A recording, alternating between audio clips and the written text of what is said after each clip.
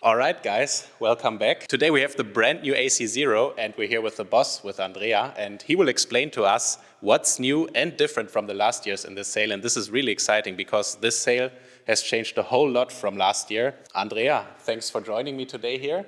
And yeah, what's new on this sale? Hi Nils. Well, as you've seen, we have changed directly the name to the sale, and that's because the sale is completely new.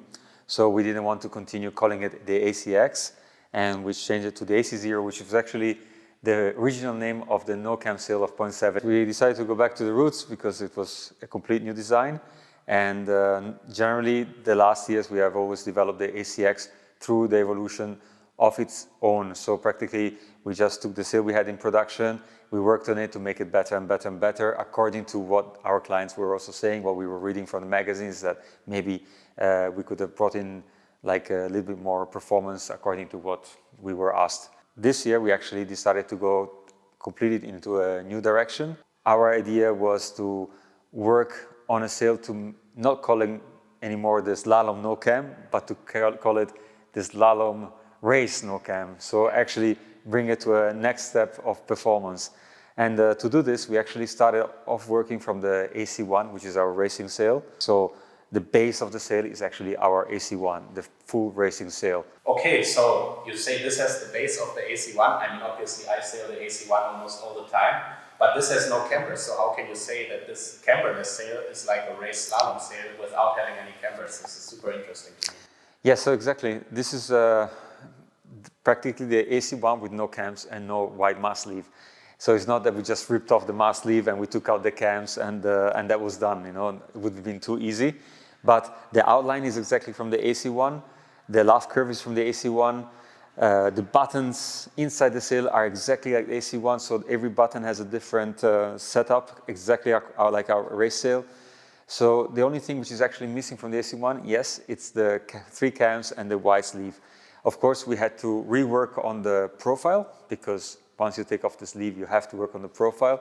And we tried to reproduce what our AC-1 with the cam have to have the profile without the cams. But how do you actually do this? Because like for me, in my thinking, I need to have the cameras to have that the sail has this amazing stability, which slalom sails are kind of known for. So how do you go about creating a no-cam sail but getting this same stability? Stability, a lot of people think that the stability comes from the profile. Yes, the stability comes from the profile, but actually the stability of the sail or what you feel in your hands is actually how the opening of the leech is. Okay. So the leech has to have a tension which is the same from the bottom, so from, let's say, even the bottom button all the way to the top. This tension which it has from the wind flowing from the back and the pressure it has to be perfect.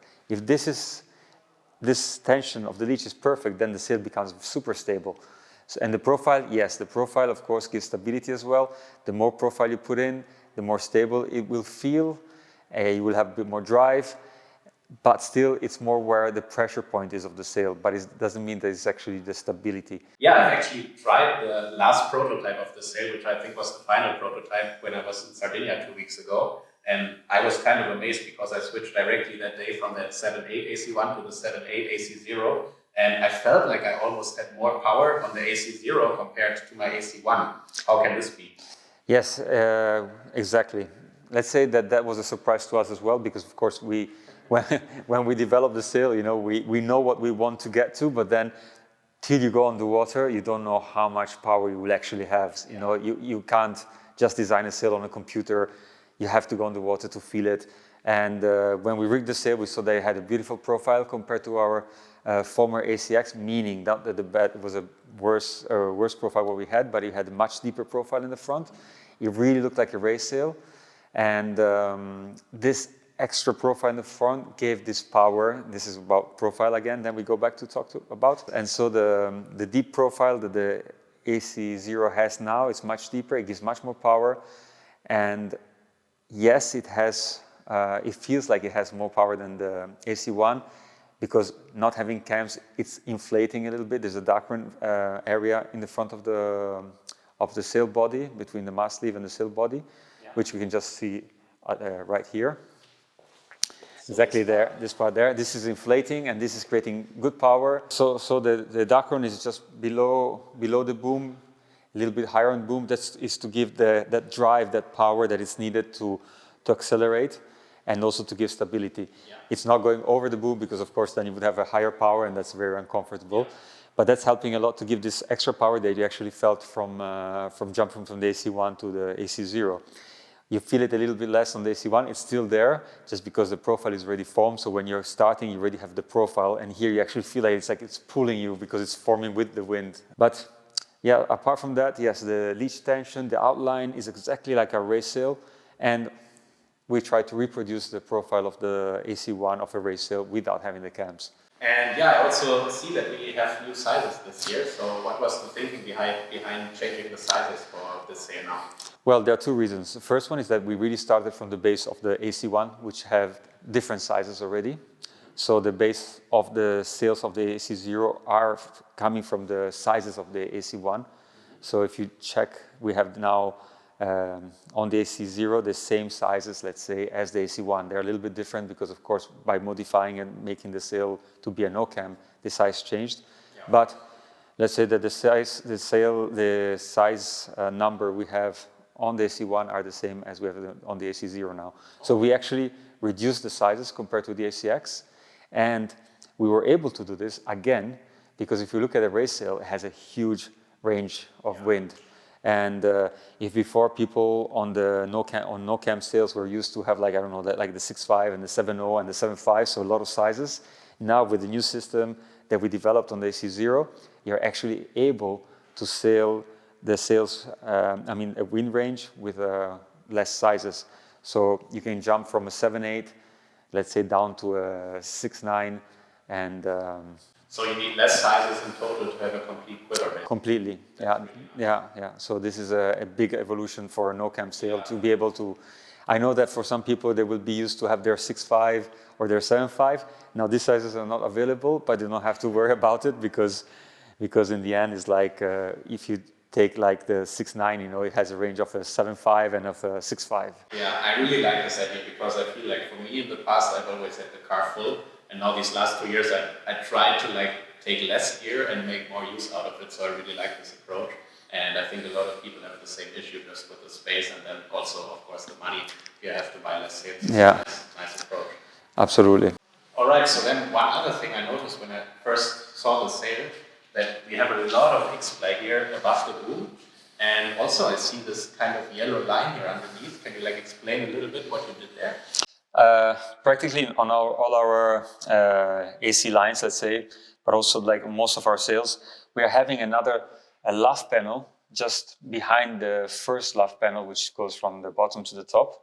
We have this second one because practically this material, the X-ply, is stiffer compared to the normal monofin, which is found behind. So what's happening is that having different layers of luff panels in X-ply is giving much more stability to the front part of the sail. So this is acting like making the whole sail in this area more stable, stiffer in the sense of keeping the profile and not moving. And of course, then after the X-ply just behind, we have the monofin, which is softer, which is just nicer and opening nicer for the sail to work. The other thing is also, for example, you told me about the yellow line. You can see the stripes here. Yeah, also just see it in the right light underneath. Yeah, this is actually a Kevlar stripe, which goes, and we have it here in this one and also inside the sail, because this is like a Kevlar it's a one-piece Kevlar which starts from the bottom and goes all the way to the top. Because it's a reinforcement, not for reinforcing sail in terms of breakages, but more to give this higher reactive feeling to the whole sail.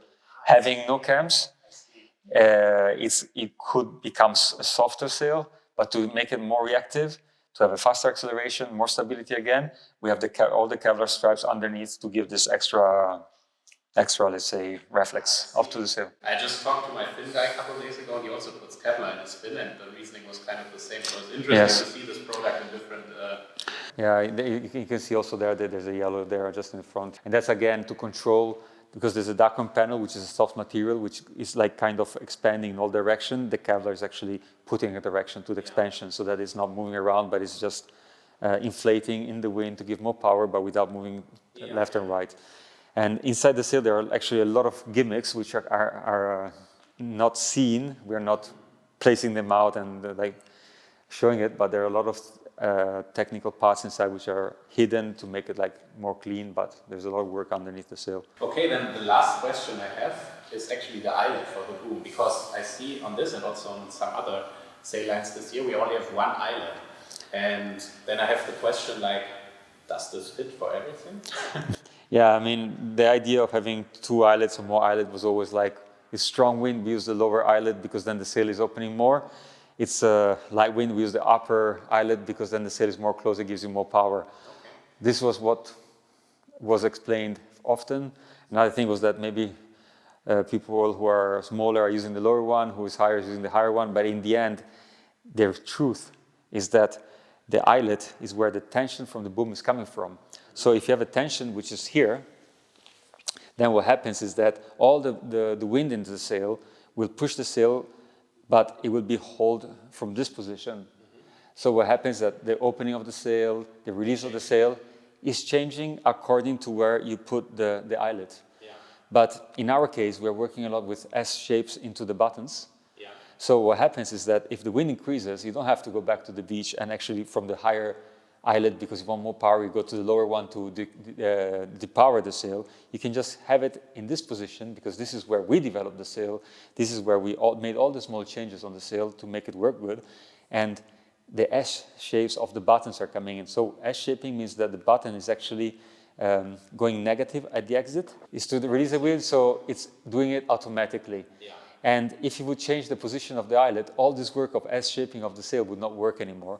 And therefore, we prefer to just have one setting and have the sail do the work for us. I think from our side, we have to make a product, we have to make a sail which actually makes it easy to tune yourself on the water. Tuning, there are two types of tuning. First, there's gear tuning, which is like setting up the sail, but then there's also the part on the water, as you said, the boom height, the mast foot position and all this. So we prefer our riders, clients, to just focus on that, on the water, adjusting the right boom height and the mast foot position, rather than having to play with the sail. So we're trying to offer, what we are offering, not trying, we're actually offering, is to have one setting for the eyelet, one setting for the outhole, for the downhole, sorry, one setting for the downhole, and also how the buttons have to be set. You know, if everybody's following our rigging instructions and they just have that one setting, yeah. So downhole and position of the eyelet, then the sail is working. You don't have to think about that. It's all working automatically. It's automatically adjusting itself. It's plug and play. You know, it's also for our pro riders. You know, this is our philosophy in 0.7 is to try to give a product which is actually being ready to go. And this means that you actually rig it, you go on the water, you don't have to change buttons, you don't have to change anything on the sail. And that's also for our pro riders, you know. It's like the guys who are doing PWA, they're riding at the top level. They're not playing at all with their spacers on the cams, cutting buttons, putting carbon tubes, whatever. It's working as it comes.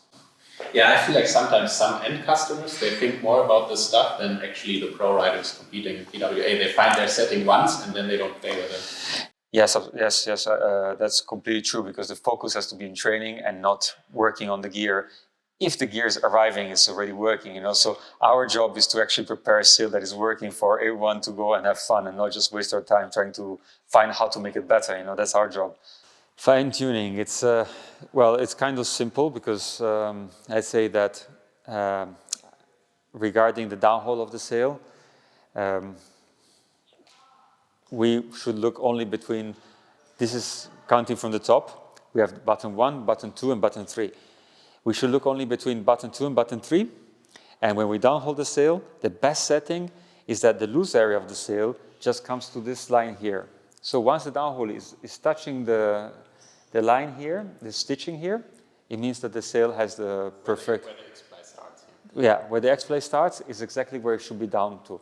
So once you see that the stitching of these panels is loose, that's enough. The area of the X-play doesn't have to become loose. Should you play around with this according to the condition, or are you always putting it to the exact same position, or can you like say I want it like maybe here, depending on the conditions? Let's say the condition, no. Let's say that this is the best setting. Then, of course, it's a personal, let's say, need to have something, different feeling. So if someone wants the sail to feel a little bit lighter, a little bit more slippery, and a little bit less powerful, then they can go over the line by 1 or 2 cm.